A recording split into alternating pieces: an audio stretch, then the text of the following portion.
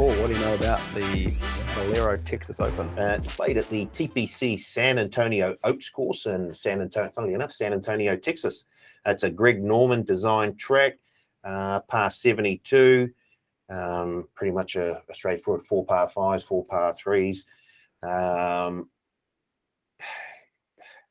As in most courses in Texas, is wind affected. Mm-hmm. So players who can, I guess, thrive or sort of survive in windy conditions are certainly towards the top there. I think greens and regulation, a key stat here. Probably want to be hitting it a wee bit further than the accuracy for mine. Putting comes in big time in Texas, and pretty much in most courses in Texas. If you're looking for course correlation, then or tournaments, the Sunny Open at the Waialae Country Club, the Mayakoba, which is another Greg Norman design course, at El Camaleon, and the Puerto Rico Open, where they get a wee bit of wind as well. So, yeah, that's about it for Texas. Nice. Patrick, what do you got to add there? Yeah, no, I think Paul's pretty much summed it up. It seems like there is some really good sort of correlation form with the Mayakoba, which is played at another Greg Norman design, and Sony, Puerto Rico, a few tournaments like that. They all link in pretty well together. Obviously, yeah, the wind, I don't think it's going to be super high this week, but it can play a role. So anyone who's got sort of good links or desert form has to come into consideration. But more than anything, it seems like you need to be someone who can get the ball close to the hole from the fairway, strokes gained approach, and tee to green. Big indicators. Scrambling and greens and reg can certainly help, but they don't look like they're essentials. So I'm looking at guys who can, really strike it from the fairway. Yeah, nice. Couple of extra little stats to back up what the boys have said there. 6 of the last 7 winners have ranked inside the top 5 for putting average. And the last 4 of those winners have finished inside the top 4 for strokes gained approach and tee to green. So as you say, Pat, pretty important there.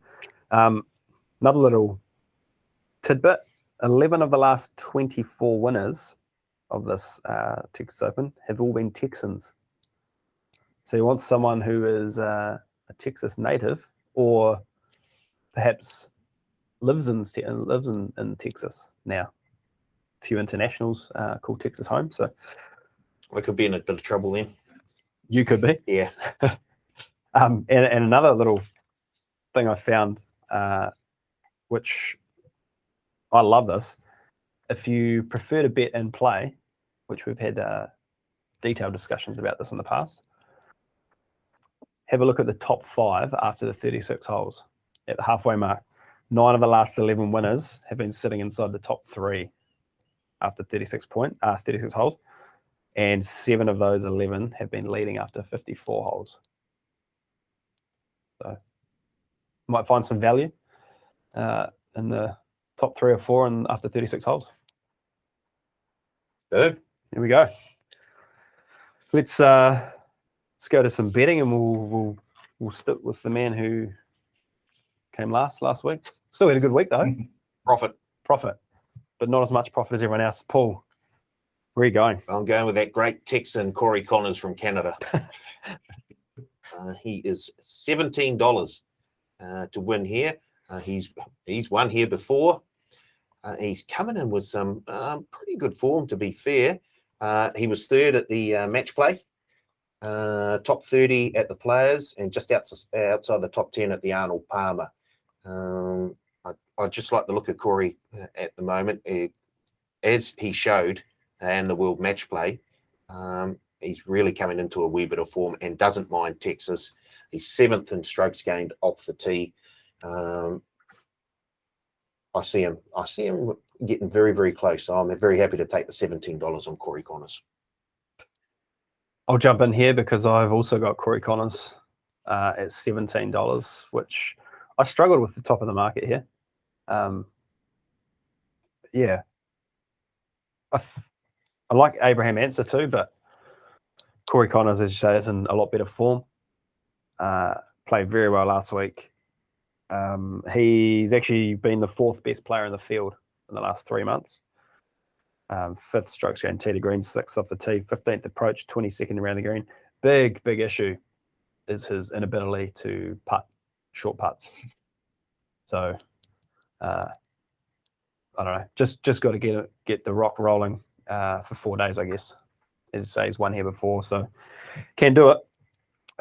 Yeah, Cory Connors at $17. Patrick.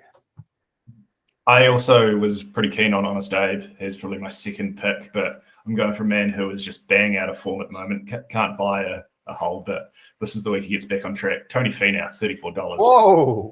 The man, yeah, look, Puerto Rico.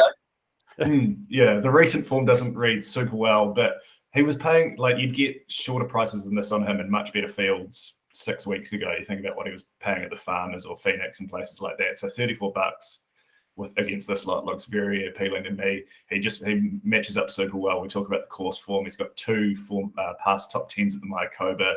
He was 4th at the MX down in the desert at Palm Springs earlier this season, and last year, which is his last appearance there. Has obviously won at Puerto Rico. He's 26th on tour in strokes gained approach, despite playing horribly. So he can obviously do a lot better there. And a lot of the guys ahead of him aren't in the field this week. 15th strokes gained tee to green last season, and top 15 will be the last 3 Open Championships. So doesn't mind it if the win gets up. Yeah, just think at the price, maybe you won't win. I don't know if you guys have touched on his record winning tournaments on here in the past, but certainly the money available for top 5s and top 10s is very appealing. I'm all for Tony Finau anytime we can back Tony. just having a look at his form against the field in the last 3 months. 7th in approach, 32nd off the tee, and 19th tee to green. So he's in pretty good form. Around the greens, big issue though. 105th around the greens and putting out of 137 people. So yeah. You know what they say, form is temporary, class is permanent. Yep. I think you'll find if we look back, those stats might be very similar. Dating a long way back. No, all for Tony. Not Patrick, Paul, your mid-tier, please. Doug Gim at $67. Only played here once last year, finishing 44th, but he comes in off a 6th placing at the Players. Once again, he's a player that will need the putter to warm up a wee bit, but his approach play has been very, very good so far this season. So I'm happy to take a wee bit of a stab on Doug Gim at $67. Nice. I'm going to take Chris Kirk at $31. Having a hell of a year and can get his 5th title here. Hasn't won in more than 7 years, which is a bit of an issue, but he's made the cut here in 3 of his last 5 starts, finishing T6, T8, and T13 when he has made the cut. So he knows the course well. Recent form pretty good. T14, T7, and T5 at Phoenix Honda and the Arnold Palmer. Did miss the cut at the Players, but I think given the state of that, we can probably forgive him there. Strokes gained, he's 5th strokes gained total, 6th tee to green, 10th off the tee, 25th approach, and 6th around the greens. It's all versus the field. In the last 3 months, he's had success at the Sony and the Mayakoba in the past. He ticks a lot of boxes for me this week. Chris Kirk at $31. Patrick?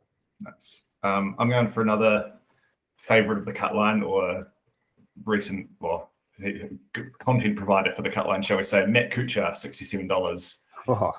Goes well here. He's been top 12 in his last 2 visits to TPC San Antonio. Famously won the Mayakoba Classic in the past, so we know he does well on the Greg Norman designs.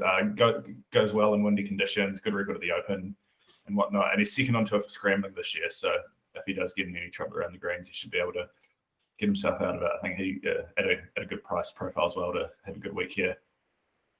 Cooch. Paul, what do you got?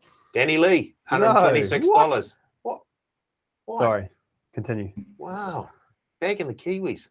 No, I'm not bagging the Kiwis. Good, go. Sell me. Look, he's been up and down here, to be fair. He had to withdraw at the Texas Open last season, but in 2019, he finished 7th. He's also, as we mentioned before, got off to a big hot start at the Valspa, and still finished off nicely there, even though he had, I think the second round was very disappointing. He's a player who has performed well in Texas before. He doesn't mind the wind. So at 126, I think he's worth a stab. Danny Lee. Nice. Just looking at his strokes gain data here for the last little while. There's a lot of reds. Don't worry about the red. Okay. Red's not good, just for reference. I'm going for a Texan here, Kramer Hickok at $101. He is 0-2 in terms of cuts made versus missed here. So not a good start. But with that said, I think he profiles pretty well. As I said, he's a Texan. He's had consecutive top 20 finishes at the Sony Open. Recent form reads T42, T33, and T13. So he's trending on the up. Strokes gain, he ranks 30th off the tee, 53rd approach, and 16th in putting versus the field in the last 3 months. So stab in the dark, Kramer Hickok at $101. Patrick. I'm also, who have I got here? Aaron Rye at $126. I think he's a nice little bit here. Hasn't played at the Texas Open before, but he was 15th on his first visit to the Manitoba Classic late last year. That's one of 4 top 20s he's got on the PGA Tour this season. Usually goes well in the sort of windy conditions. He's got a good record in the desert and former winner of the Scottish Open. So profiles are there. He can he's good with his approach play and his irons as well. So if he's got them dialed in, he can make up a few strokes approach-wise. So I think he profiles very well. I just do also want to give a quick shout-out to former world number 1, Luke Donald, who's $251 in the market. He was 16th at the Valspar in his last appearance, so in some sort of form, and 4th for strokes gained approach on the tour this season, which jumped out at me in red flashing lights. So, yeah, certainly worse stabs in the dark at 251 to 1. 278th in driving distance. Is there even that many people on tour? No, just driving distance not essential this week. Send me a quick, very quick scan. Who'd you say? Luke Donald. Mm-hmm. Down the page. Just looking for a top 40, 433. Just basically to make the cut.